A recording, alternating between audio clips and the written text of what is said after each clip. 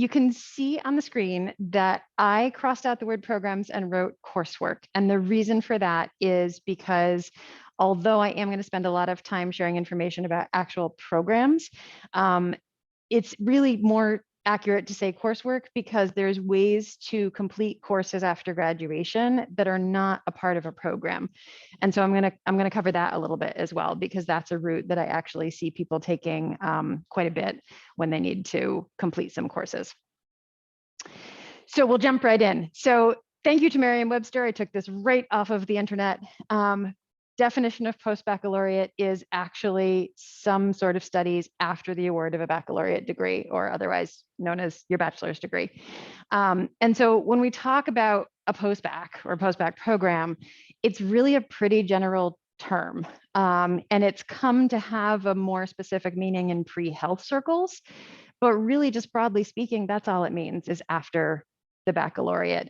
And so when you start thinking about what you may or may not be doing as an individual in terms of academic work after Mount Holyoke, then you have to get a little bit more specific in terms of what you need, what your goals are, and as a result, what's going to work best for you. So again, coursework and programs, right? Little bit of a distinction. So any coursework after Mount Holyoke is post-bac coursework. But an actual program is something you have to apply to, you have to get admitted to. And in the pre-health context, it's allowing you the opportunity to do pre-health coursework, either for taking prerequisites that might not have been completed, or for kind of improving an undergraduate record and maybe taking some advanced coursework. And I'll get into more of that, but they vary really, really hugely. There's a huge number of programs. And so again, post-bac program by itself is a helpful term, but also really, really general. For anyone who might listen to the recording in particular, who's an international student, but it's important to talk with Jenny Medina or any other immigration advisor, just because any coursework that you take when you're not enrolled in a degree-seeking program, you just have to be aware of visa requirements for that. So the first thing that you need to ask when you're thinking about post-bac work is why? Because the only way that you can figure out what's going to work best for you as an individual is to know why you're pursuing the coursework, what your goals are in terms of doing courses after you graduate from Mount Holyoke. And so there's two really oversimplified ways to define people who might be pursuing post-bac coursework. One is the person who's completed none or almost none of the prerequisite courses for their profession or professional schools of interest. And those programs are generally called career changer programs. So historically, they were designed for people who actually had another career. They'd been out, they'd been working, they'd been doing something, and they said, actually, I want to be a doctor. I need to go take these courses. And so they developed these career changer programs. But now sometimes there are people right out of college. In fact, we have a student an alum now, who just started medical school this year, who did a career changer post-bac program last year in the year immediately after she had graduated from here. So she was a 2020 grad. And it was because she decided pretty late in college that was what she wanted to do. I worked with another student when I worked at Smith who knew from the time she started college that she wanted to be a doctor. And she started taking some prerequisite courses at Smith. And then she said, you know what, there's so much I want to do. I'm going to do some other things right now. And I'm going to deliberately choose a career changer post-bac program after graduation to complete the courses at that point. So career changer is not always actually a career changer, but that's what those types of programs do, is provide the prerequisite courses.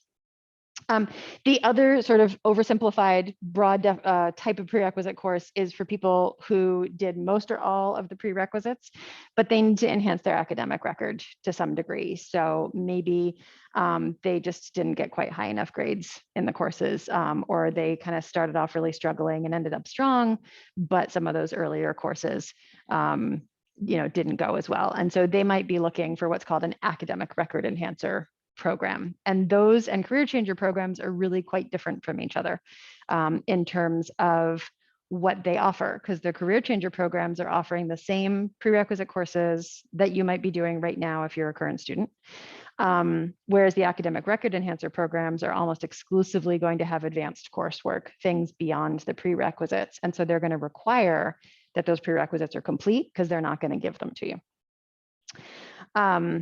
But there's also flexibility, right? So as I say, that's sort of an oversimplification, but you'll see that language. So if you're looking at programs, you're going to see career changer, you're going to see academic record enhancer, and it's important to know what those two things mean in terms of the content of the programs and what's going to be offered.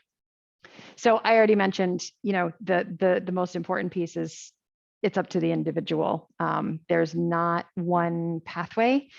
Because there's so many different ways to complete coursework, you really have to think through lots of different details as an individual to figure out what's going to ultimately be best for you. So before I talk more about the specifics of actual programs, there is this distinction between, do you actually need or want a program versus just taking courses independently or a la carte, right? Which is not a formal term for it. It's just me. Because both are perfectly reasonable ways to proceed with courses, but they have some real distinctions to them. So doing courses a la carte, it basically means that you're enrolling somewhere as a non-degree student. Actually, I have a slide later. It's much later, so I can't show it to you. Actually, it might be right after this slide, come to think of it. I may have moved it around, so I'll show you. But at most public colleges or universities, community colleges, four-year institutions, anybody can enroll and take some classes. They are open to the general public to take courses. And so if you need courses, you can do that. You can enroll as a student. And it typically costs a lot less than doing a whole program because you're just paying by the credit. Whatever credits you take, that's what you pay for. Whereas a program, you usually, it's more like a set tuition, and that typically is going to be more than just paying per credit. Not always, but generally speaking. But you have a lot of flexibility with your classes because it's completely up to you. There's no program saying, here's the pathway you're going to take. You pick the classes that you want. You decide when you're going to do them. You decide how many you're going to do per semester.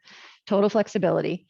But some of the downsides are that because you don't have a program around you helping you through the process, you don't get any of the structure or support that a program offers. And also, you're probably going to be registering after the degree seeking students. And so you're kind of getting last pick for courses. So it can sometimes limit the options in terms of what might be available. Not always, but it is a potential downside.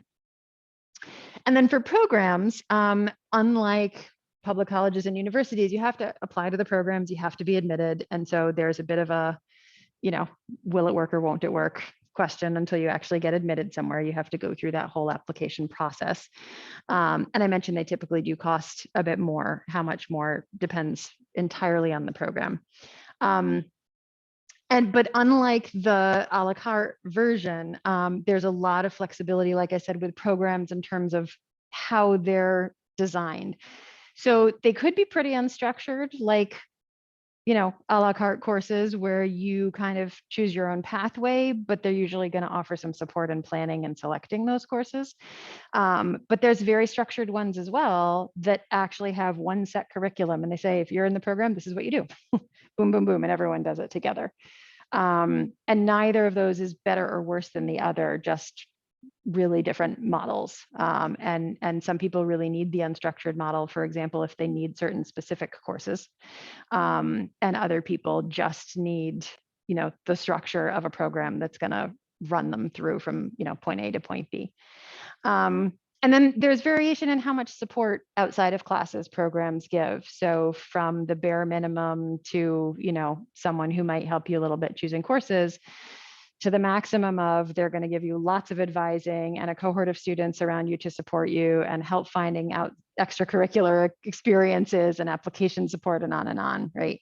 And so one of the next slides is going to go through sort of questions that people should think about if you're considering programs is, what does the program offer? And again, none of that is necessarily better or worse, but what's most important to you when you're looking at these different programs. Quick note to She, because I saw that you joined. I mentioned earlier that you know, we're a small group, so if you have questions, you're welcome to unmute at any time and ask questions, or just pop something into the chat if you want to. I am recording, so if you prefer that your voice not be recorded, or if you're in a noisy space, then the chat is good, but you are welcome to ask questions at any time. So I was right. I had moved this slide up to from where I had originally had it. So this is just an example of UMass, how people can enroll as a non-degree student. I just took this as, you know, a local example, not because UMass has to be the place where people take courses. But a lot of times I get questions from students who are looking to take some courses either over a summer or after they graduate. About what does that mean that you know, how do I get to take classes at another place? Is that a whole application process? And really it's not. It's pretty simple. You basically fill out a form that says, I want to take some classes. And they say, great. And they get you all set up to register, and then you register and you can take classes. Again, that's at most public institutions. So that was just an example of that. Nothing more on that. So before I jump into this, I'll just quickly mention reasons why people might choose the a la carte option, right? Because mostly from now, I'm going to go into the programs, because that's where there's a lot of distinctions and can get complicated. But you know, if someone only needs a few courses, for example, doesn't matter if it's for academic record enhancement or for course completion, or if you need to repeat a couple of courses. If someone only needs 4, maybe even 5 courses, a full program generally isn't worth it, because it's more than you need. It's probably more time than you need to spend. It's probably more money than you need to spend. It doesn't necessarily mean it's the wrong thing. For some people, if they really want the support of a program, and let's say the extras that might come with a program like test prep, maybe it is worth it to say, okay, I don't necessarily need all the classes, but that, you know, this is what I really need to get myself ready and prepared for my application. But a lot of times people who only need a couple courses, whatever the reason is, will choose the a la carte option. I also see people choose it for financial reasons, not only because it's usually less expensive, but also because of the flexibility. You can balance it next to a job. So if you're working part-time, full-time, and then doing 1 or 2 classes per semester, I've seen a lot of people choose that route as well. And again, for a small number of courses, that tends to work fairly well. It's harder if you have to complete, let's say, all of your prerequisite courses. Then it's usually preferable to do that full-time, or as full-time as possible. So let's talk programs. So this is what I mentioned before, that there's all these different things to consider when it comes to a program. And all of these questions, there will be different answers at different programs, and none of them are necessarily good or bad, better or worse than the other, but really are about, you know, what you in particular need. So I'm going to go through some of them to clarify what some of these things might mean in terms of the answers that you would get from a program. So first of all, what health professions? You as the student know what you're preparing for, but not every postbac program is the same. Most of them are or originally were designed for people who wanted to go to medical school. And so a lot of times you'll see postbac pre-med, because that's kind of been the foundation of postbac programs, is for medical school. Most of the places that say that they're for people who want to go to medical school can also effectively support people who want to go to dental school, vet school, to a degree, pharmacy school, optometry, podiatry, right? So there's several other professions. And that's because the prerequisites for those programs are very, very, very similar to each other. But if you are going, let's say, to vet school, not only might there be 1 or 2 courses that you need that the program doesn't offer, but you're also going to be surrounded, for the most part, by pre-meds and not by pre-vet students. And so that's one thing to consider is, you know, if you're not pre-med, does it matter to you what your cohort of fellow students looks like and who you're actually taking classes with and who your program is designed for? Or do you just need the courses and it doesn't really matter?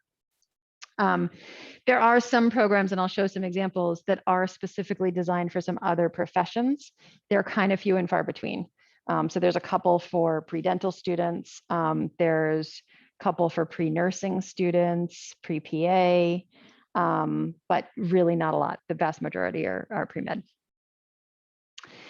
Structured or unstructured, so I kind of referred to that a little bit before, right? Structured is this cohort model, set list of classes. You basically do exactly what the program says you do, versus unstructured, a lot more individualized freedom and independence in terms of the pathway through courses. Again, that's really helpful for some people and really unhelpful for some other people.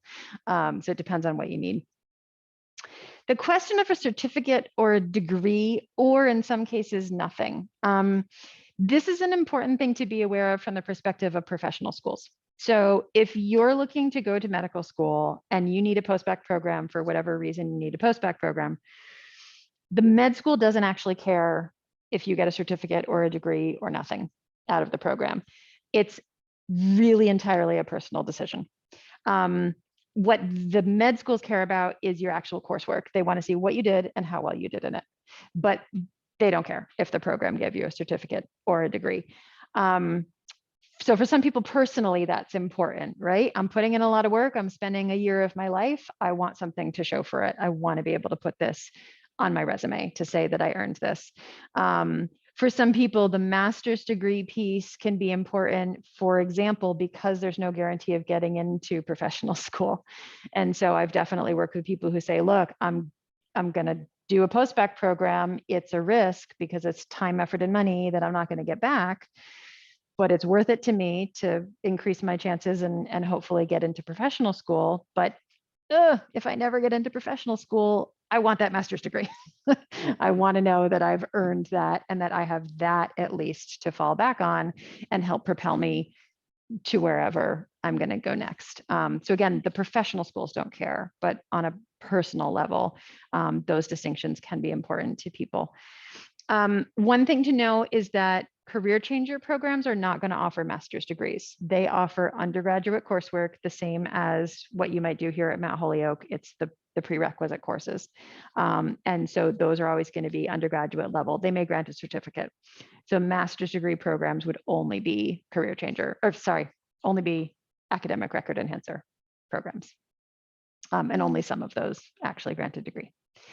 So selectivity is, you all know what that means. One thing to be aware of is that certain programs, not certain programs, many programs will have GPA minimums.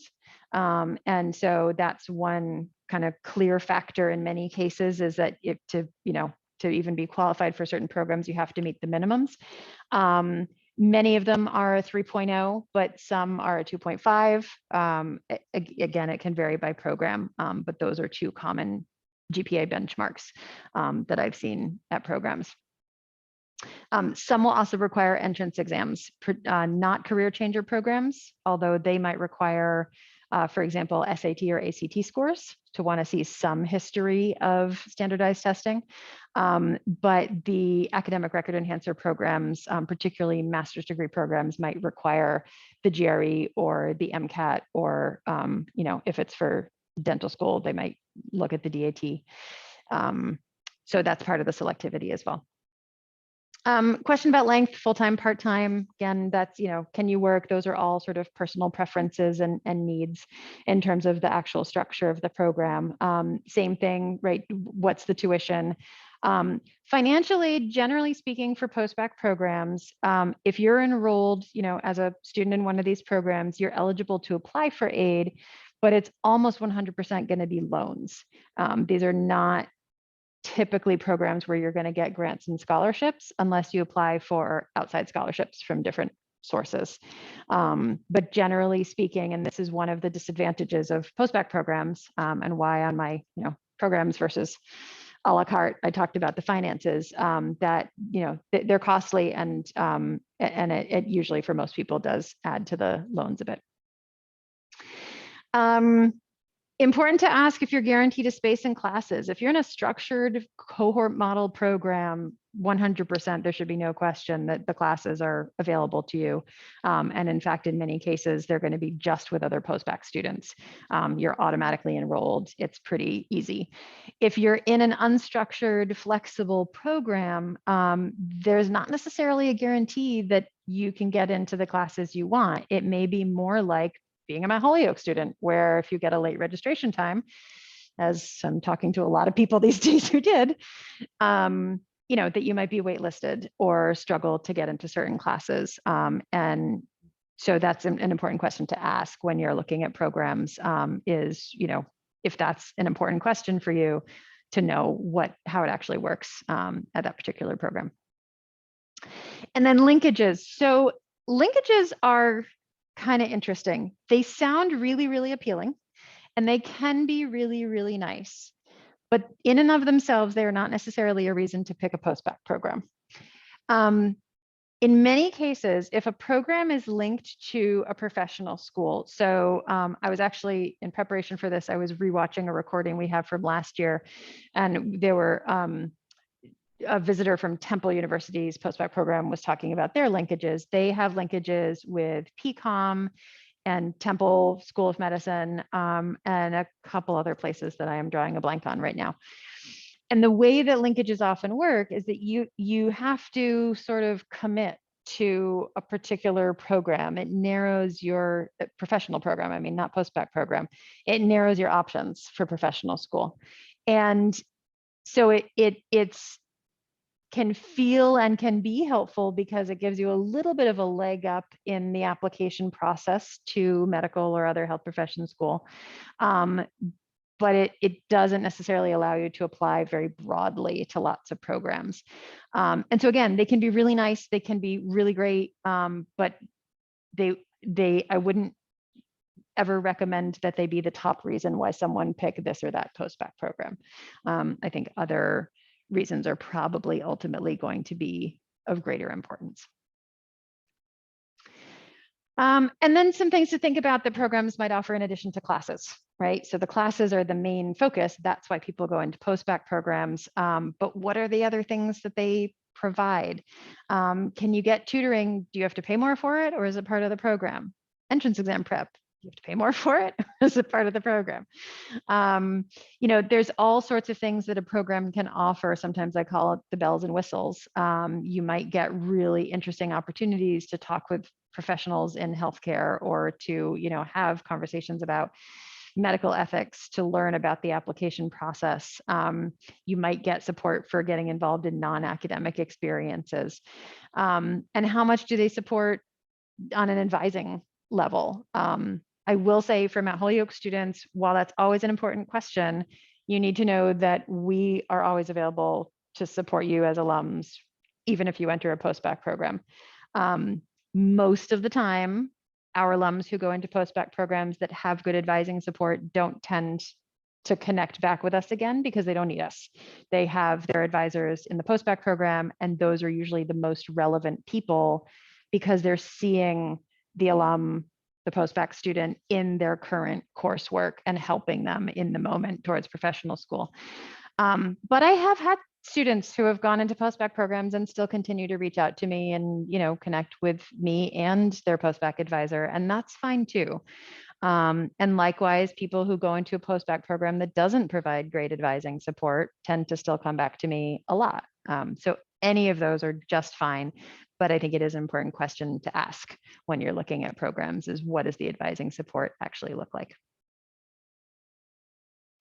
Let me just pause there for a second, because that was a lot of questions and different topics to consider. And I also know that I'm going to do a little bit more on like types of programs and show you some examples, but the whole postbac landscape can be quite confusing.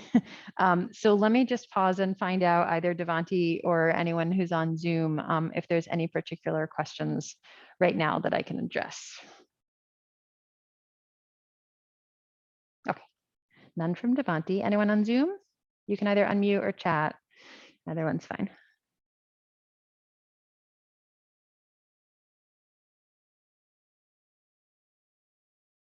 All right, silence. So I will continue. All right.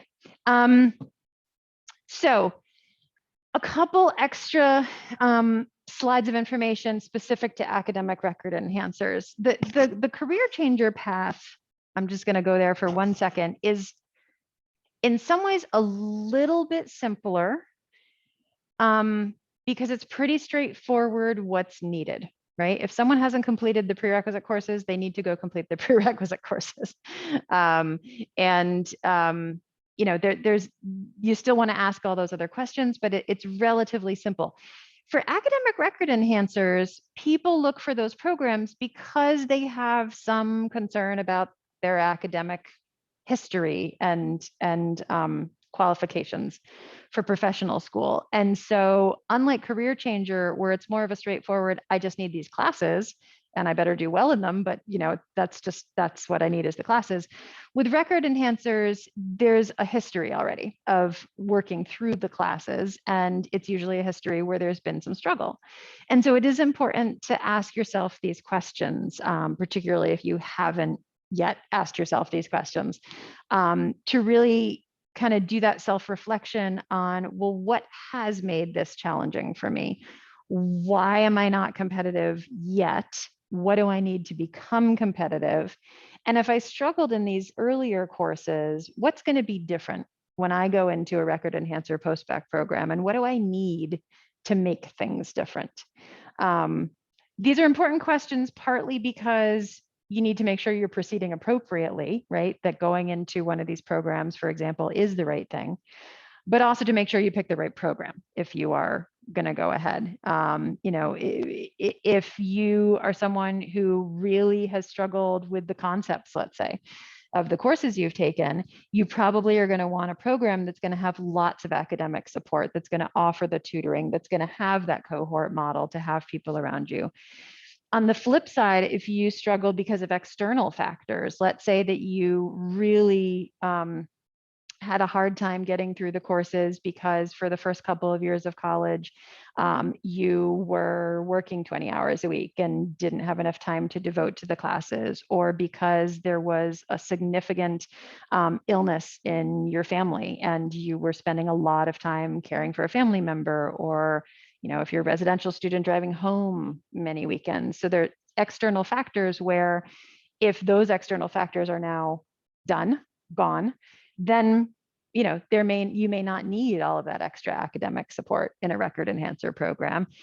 You just need the space to focus on the classes. So again, the self-reflection piece is really important, just so that you understand yourself as a learner and are able to know how best to proceed.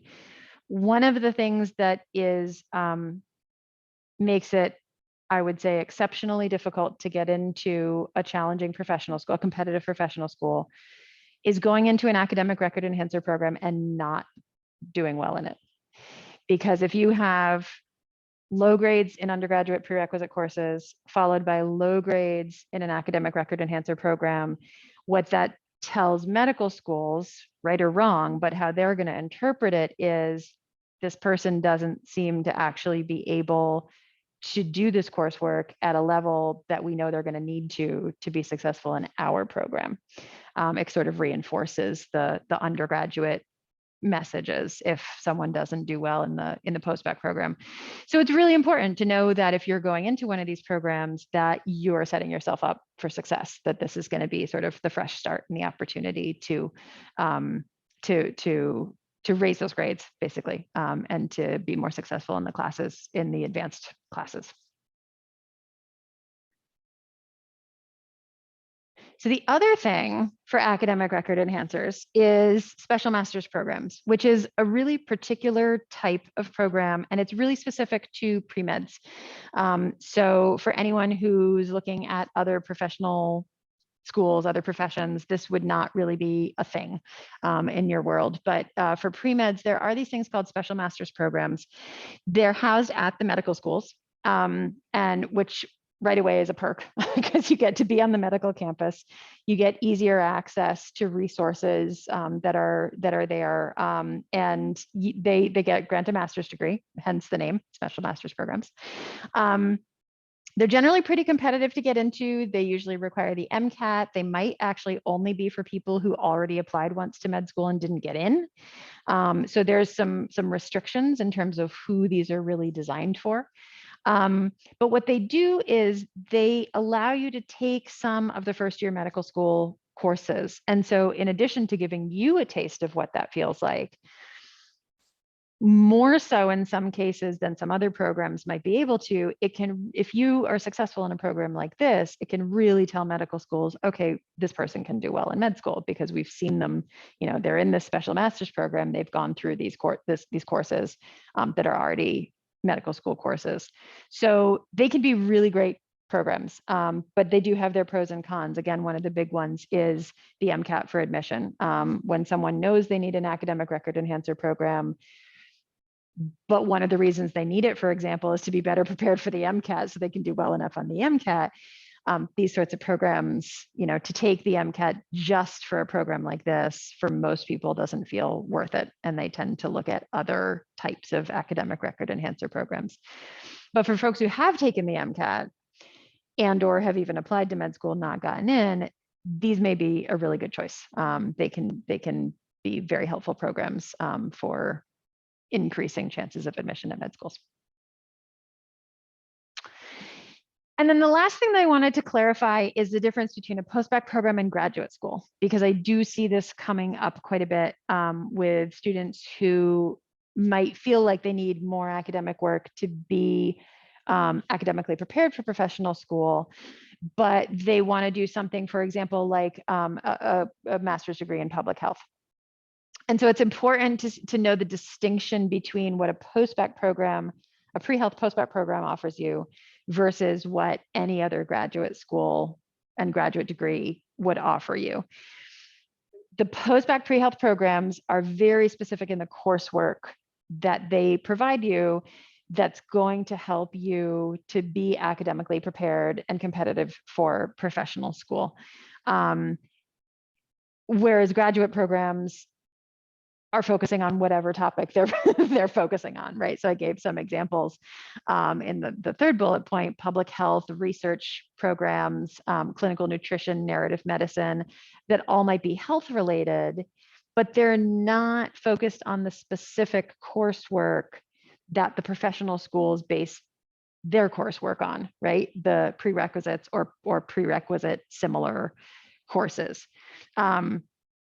So those types of graduate programs can definitely enhance qualifications. They can even enhance academic qualifications to a degree. They can show that you're a serious student, for example, that you're a curious person wanting to go to, you know, a graduate school and learn more.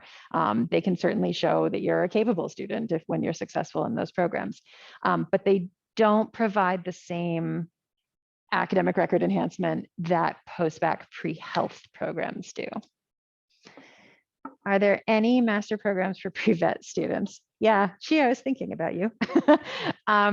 So yes and no. I am not aware of any post-bac pre-health students, pre-health programs. So in other words, I'm not aware of any programs that are designed for pre-health students, pre-vet students specifically to complete prerequisite courses or to enhance their academic record. But many of the programs that are called post-bac pre-med, as long as they're not special master's programs, but many of those programs can also serve pre-vet students. They're just not necessarily designed with pre-vet students in mind, but the courses are going to be nearly identical to pre-med.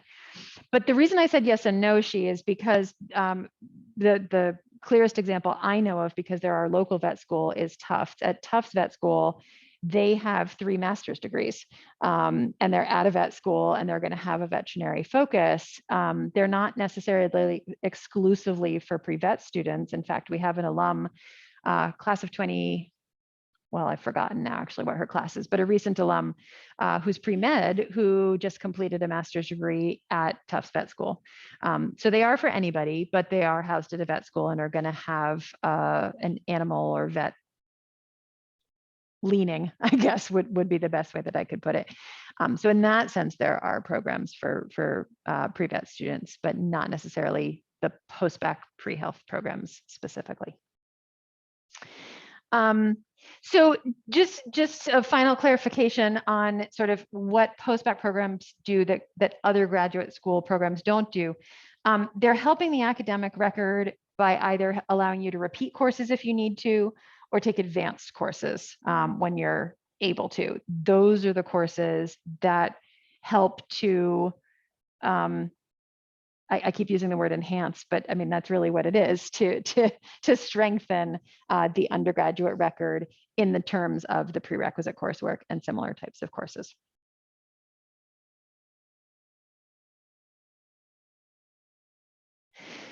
So I wanted to give a couple of examples of how the application services actually look at GPAs. This is just to kind of reinforce what I was saying about post-bac programs versus graduate schools when we're talking about academic record enhancement. So I picked 3 examples. This first one is from AMCAS. These are the MD schools. And so what you're looking at here under status on the left side of the screen, that first one where it says CU, that stands for cumulative.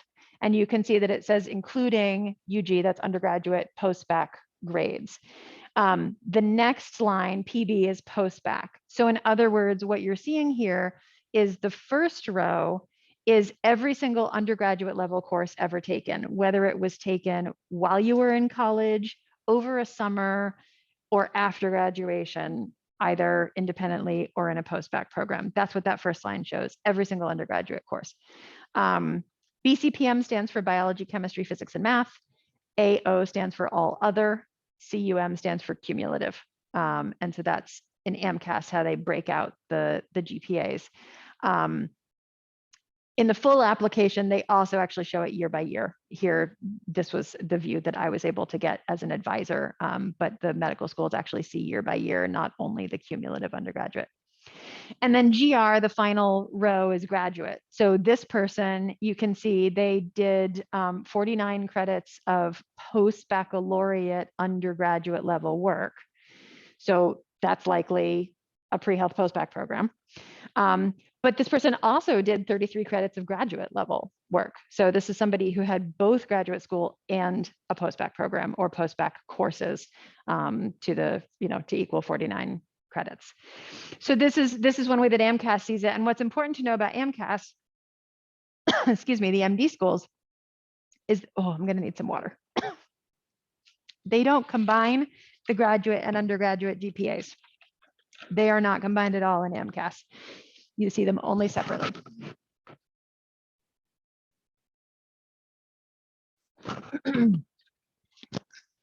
Oh, that's what talking all day will do to you. So the next one, I believe, is, no, I was wrong. I actually thought that. Nope, there we go. I just went too fast. Okay, this one I highlighted the rows because there was so much here. And it's kind of small, especially if you're here sitting here in the room. So I highlighted the rows just to show that a little more clearly. So these are the DO schools, so also medical schools. And this is gets way more specific than AMCAS, although those first 4 rows, like I said, AMCAS does show that to the medical schools. But here you can see it shows the baccalaureate GPA. It shows the post-baccalaureate GPA. In this case, this person had no post-baccalaureate courses. It shows the cumulative undergraduate. So that's the combination, again, just like AMCAS. And then it shows the graduate. So very similar to AMCAS, but in addition to post-bac and cumulative undergraduate, it shows the baccalaureate only by itself, which AMCAS did not. Another thing to see here is that it does separate out the sciences. AMCAS did that as well, just did it with columns, additional columns rather than additional rows, but they're functionally doing the same thing. And then this is ADSAS, which is for dental schools. And again, you can see much the same. So year by year in college, baccalaureate, post-baccalaureate, cumulative undergraduate, graduate. And again, they're separating out the graduate, but here, they have this overall at the bottom. Actually, I think I skipped over that on AACOMAS, but I think it was there as well. So in this application, it actually does combine the undergraduate and graduate GPAs for that final row. But the schools get to see all of them, right? So they're going to see the undergraduate GPA separate from the graduate GPA, as well as the total, the overall combined.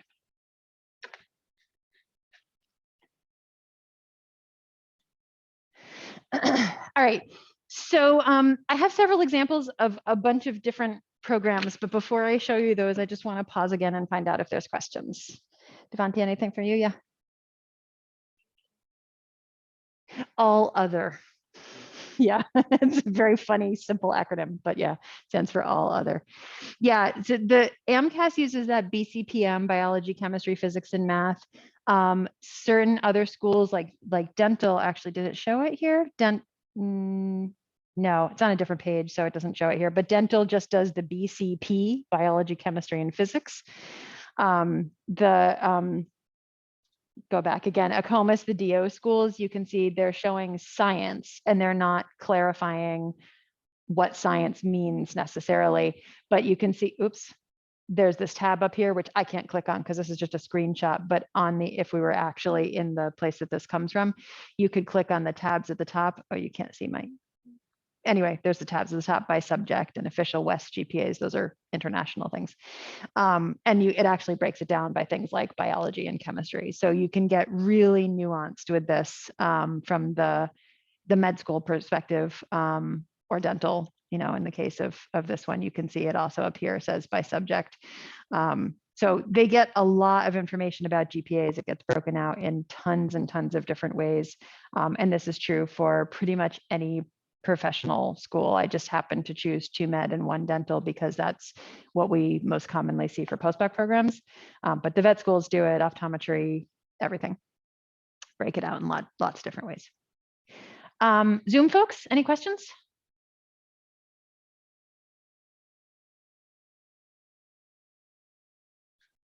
All right, so let's just look at a couple of examples here. And again, you know, ask questions along the way if you want.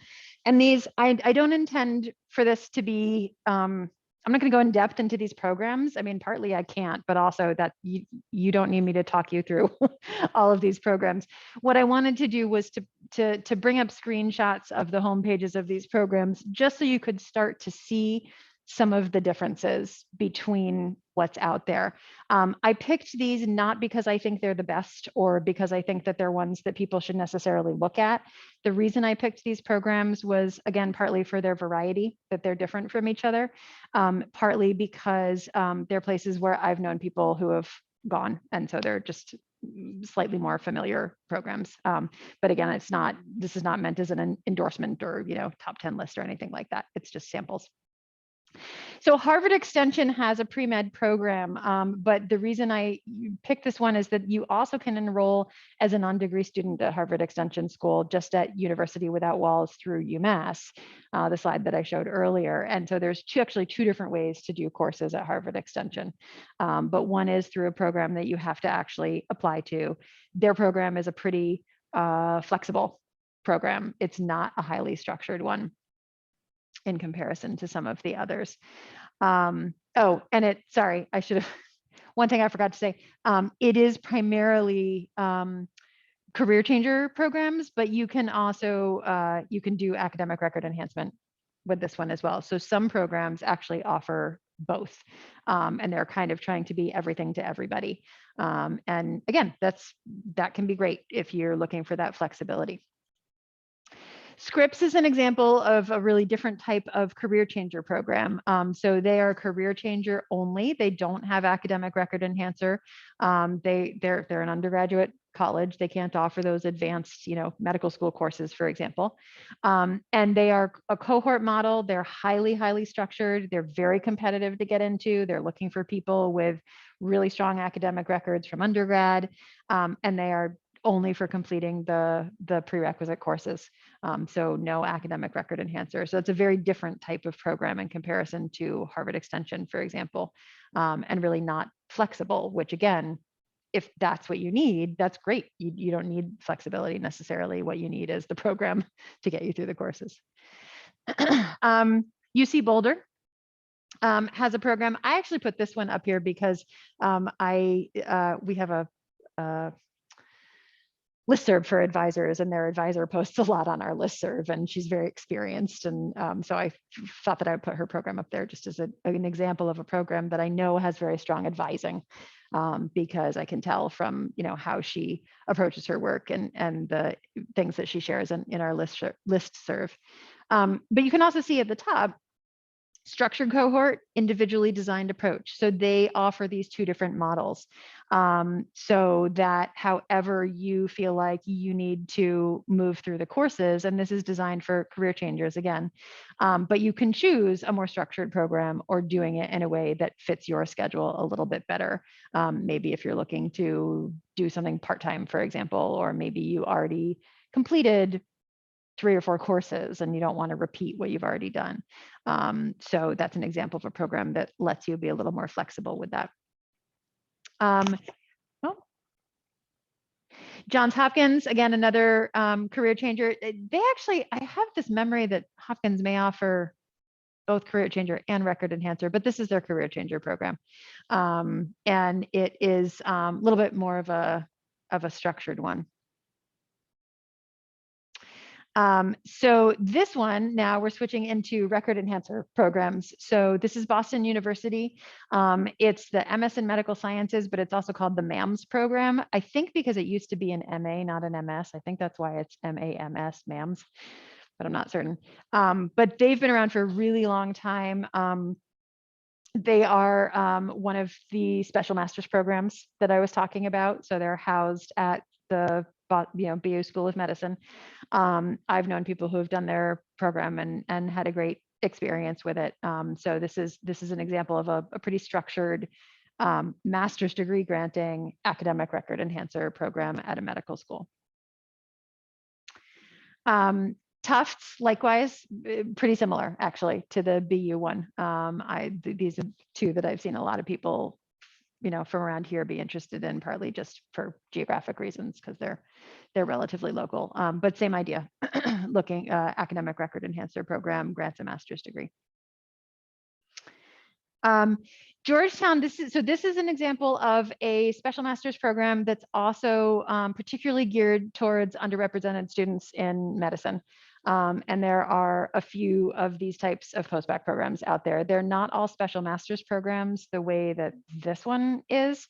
Some of them are just straight postbac programs that grant a certificate or maybe a master's degree. But again, we've had a couple of alums, I think, go through this program. I think we have an alum who's starting their program right now, come to think of it, who's in their program right now. It's a great program. Rocky Vista, so this is an example of a academic record enhancer master's program that's housed at a DO school. So the others I showed, Tufts, BU, Georgetown, those are all at MD schools. But the DO schools, several of them have these programs as well. And one of the big distinctions here is that most of the ones at MD schools will have that 3.0 GPA cutoff. And so if your undergraduate GPA is below a 3.0, you might not be able to get into some of those ones at the MD programs, but at the DO programs, most of them have a 2.5 cutoff. And so it really gives an opportunity to students who are ready to take on that advanced coursework, who are going to be well prepared for medical school after doing that, but whose GPAs just weren't quite high enough in undergrad. The programs at the DO schools often can provide that opportunity. So we recently had someone go through this program as well, which is again why I picked it. Temple is a really interesting example of a program that really does try to be everything to everybody, and they seem to do it well. I've heard, we've had several people go through their program and seem to have good things to say. And I know their advisors, and I'm confident in their advisors too. So what Temple does, they have this basic core, which is the career changers, and the advanced core, which is the record enhancers. So they offer both. And if you can see at the kind of buttons there at the bottom, they would be buttons if we could click on them at the bottom, that they are for lots of different people, not only pre-med. And my guess, like you had the question about pre-vet, if a pre-vet student went to Temple and said, I'm really interested in your program, but I want to go to vet school, can you help me with that? I won't speak for Temple. They might say no, but I would not be surprised if they said yes, that they could, because it's the same classes as pre-dental, pre-medical, pre-pharmacy, and so forth. So they have the classes. I think that was, oh, no, oh, right. So I wanted to give a couple of examples of programs that are specifically not for pre-meds, because most of them are. So Temple was my transition program because they really are for lots of people. Creighton University has a program that's specifically for pre-dental students. It's an academic record enhancer program. It's one that gives a certificate, so it's not a master's level program. But this is specifically for pre-dental students, and it's housed at their dental school. And again, a pre-dental one, this is also at BU. They have the MS in Oral Health Sciences. GW provides online prerequisites for nursing specifically. So it's not strictly speaking a post-bac program. It is more of an independent, you can take these courses, but I put it up there because there really aren't a lot of post-bac programs that cater to nurses. But GW, and there's a couple other schools that are doing this as well, but they're basically putting all their nursing prerequisites available for anybody to take. So if someone wants to go to nursing school, but they don't have the prereqs, they can go to GW and say, okay, I can complete my prereqs. They're all listed right there. And this is a very specific pre-nursing post-bac program, which is pretty rare. It's honestly, it's the only one that I know, apart from Temple, I think, said, you know, they can serve nurses as well. So San Francisco State does that. So just a couple of final things to think about. There, you know, not everybody falls into neat categories for these post-bac programs. Not everybody's background and academic background fits in the strict career changer or the strict academic record enhancer. So, you know, maybe you have half of your prerequisites completed. What do? You're not really a career changer, but you can't go into an academic record enhancer program because you haven't finished your prerequisites. So this is a case where a la carte works for some people, or a really flexible program, a place like Harvard Extension, for example, where you could maybe do some prerequisites and some advanced courses and really blend those together. Another sort of special example would be if no prerequisites are completed, so you would be a career changer by definition, but your GPA is low. So in a sense, you're kind of an academic record enhancer. The reason why that gets tricky is because some of the programs like Scripps, that was the very structured career changer program that I showed the slide for, you won't be able to get in with someone with a low GPA who needs to complete the prerequisites because they're such competitive programs. And so for students in that situation, there will be some career changer programs that will be out there. And so that's why you have to look around at the level of competitiveness of the programs. But also this is a case where, again, doing more of an a la carte thing or starting taking a few courses on your own to really demonstrate your ability and then apply to a program can be another way to go. And then the last one I actually kind of referenced a little bit before, if all the prerequisites are completed. So you're looking for academic record enhancer, but your GPA is below 3.0, then the DO schools are often a good place to look for the academic record enhancer programs. Below 2.5, it gets really tricky. That even to get into a post-bac program, if your final undergrad GPA is below 2.5, it can get really, really hard. And so I don't have a one single piece of advice. I would say for anyone in that circumstance, you should have a conversation with me and, you know, talk about what makes the most sense for a pathway forward in that case. These are things I'm not going to click on, particularly given the time, but also because you all can go, you know, peruse these a little bit on your own. But, you know, I went through all the details of what different programs are. The next step is, how do I go look at these programs if, you know, you think you might want or need a post-bac program? So the top link is the most comprehensive database that's out there. That's where I typically send people first, but there is a list just of the programs at the DO schools. Post-bac CAS is a central application service for post-bac programs. They don't all use it, but it is a resource to see some of the programs. You can always talk to me and we can talk through, specifics.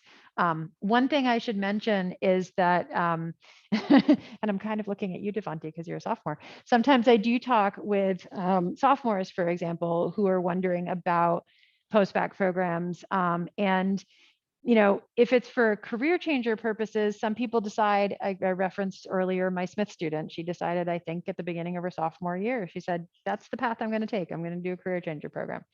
And so sometimes that's an easy early decision. For academic record enhancer, sophomore year is a hard time to decide that, because particularly beginning of your sophomore year, you only have 1 year's worth of grades. And so for anybody listening to the recording who might be in that situation, first year sophomore, you're a little worried about some of your grades, but you have a lot of grades still to come.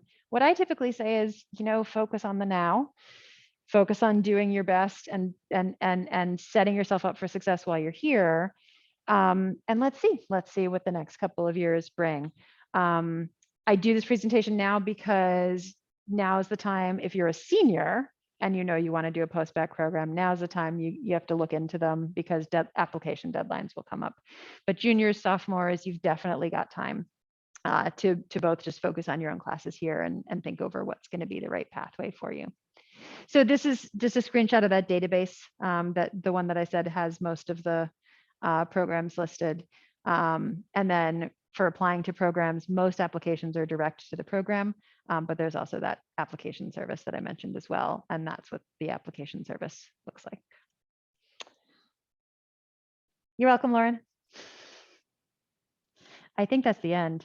Yeah, this is just final resources. So we've got a section on our website on post-bac programs. And actually that page of our website links to these other 3 links. So it's all housed right there.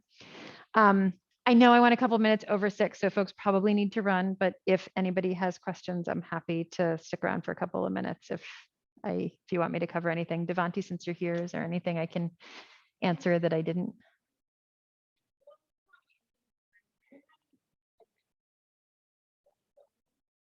DO?